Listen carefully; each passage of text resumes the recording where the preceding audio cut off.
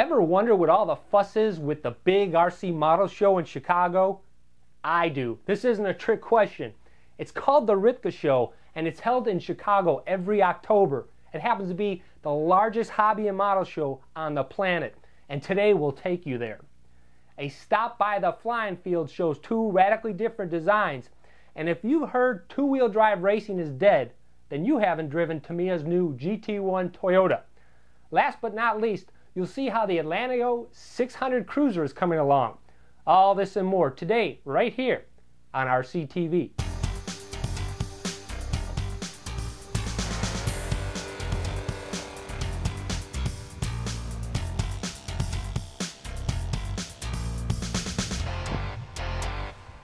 Pretty impressive little plane. What are we looking at? This is a Spitfire R40 made by Great Plains.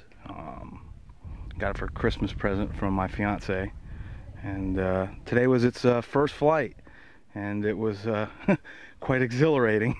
Now this is an almost ready to fly model, so basically what we're looking at is what you get is from Great Plains. It's the model of a Spitfire, if I'm correct.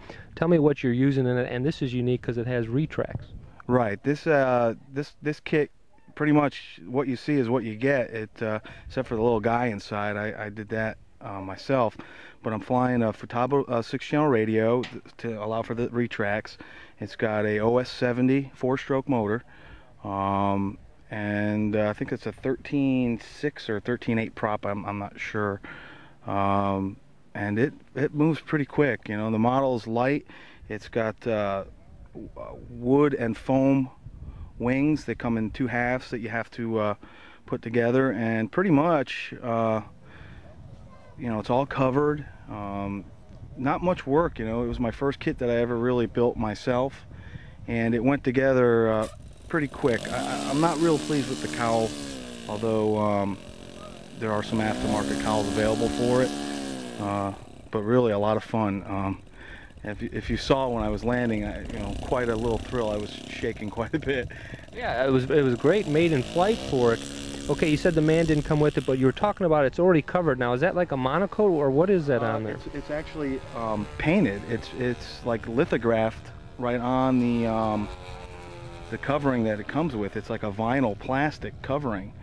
You got to be careful when you're doing some work with it that you don't cut it with a razor knife when you're doing some of the trimming of the plastic accents. Let's talk about its flight and handling characteristics. How does it fly? It's pretty breezy here today, we should say. That's fairly breezy, and you've got the 4-stroke 70 OS in it. How did it handle? It was pretty responsive, actually. You know, warbirds typically are pretty unstable. You know, that's a characteristic of them for defensive and fighting, you know, properties. But this thing, once we trimmed it out, and I had to reduce some of the elevator because when I first trimmed it, you know, on the ground, it had too much throw, and it was way oversensitive. But once we trimmed down the elevators and gave a little more aileron throw in there, it handled pretty well. You know, I have no complaints. I was very excited. I'm glad to have the kit. Yeah, well, we wish you continued success in your future flights. It really is a nice looking plane. Stay with us.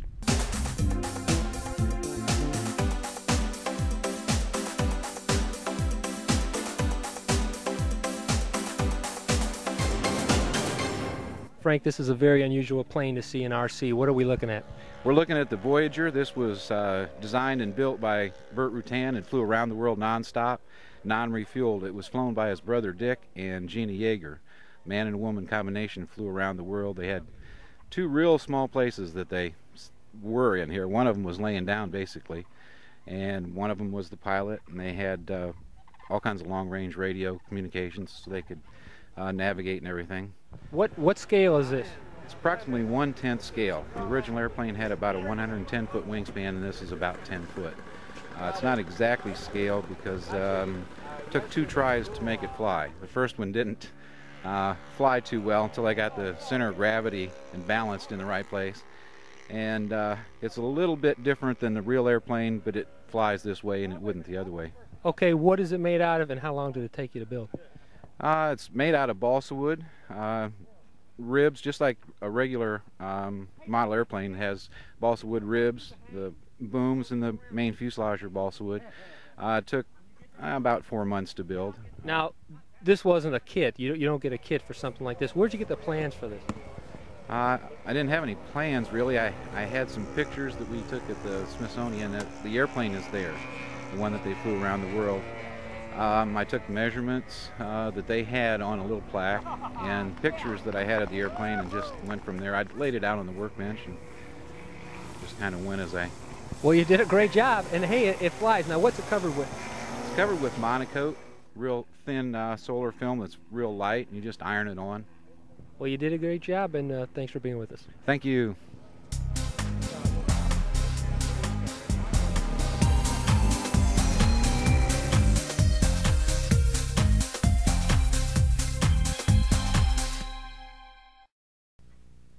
Hi, welcome to Builder's Corner. Believe it or not, regular household baking soda can be used to accelerate CA glue. You don't believe me? Try this. Take 1.5 tablespoons of baking soda, and we're going to take that right up there. Try to get all the lumps out of it. We're going to put that right into a cup. There we go, another half. Now we're going to add some water. I have some ready here. Just put it right in there. And then I'm going to stir it a little bit. And I put it in this styrofoam cup because I want to be able to pour that without getting it all over. I'm going to pour that in a spray bottle. I'll show you right here what I'm doing. So I'm going to pour that right in there. Try not to get that all over. Goes right in there. Make sure you get all the baking soda. And that mixed very well. Then what I'm going to do, just to be on the safe side, I'm going to shake this vigorously. Oops, got stuff going out all over. That's why you want to do this on a clear work surface. All right, now that we've got that all shaken up and I've got stuff all over me, get the object that you want to glue. You're going to put your CA, I've got my CA right here. I'm going to put down a nice bead, and this really works. And I'm going to set my balsa right on the CA, and I'm going to give it a little kick with this. Now you want to set your spray bottle on a real fine mist, and I'm going to do that. And that will help accelerate it so you don't have any problems. Now, make sure it's on a fine mist. Make sure it's just water in there. And you'll save $4 to $7 by not purchasing the store-bought accelerator. If you do your own building, I have a handy tool that will make light work out of sanding contours.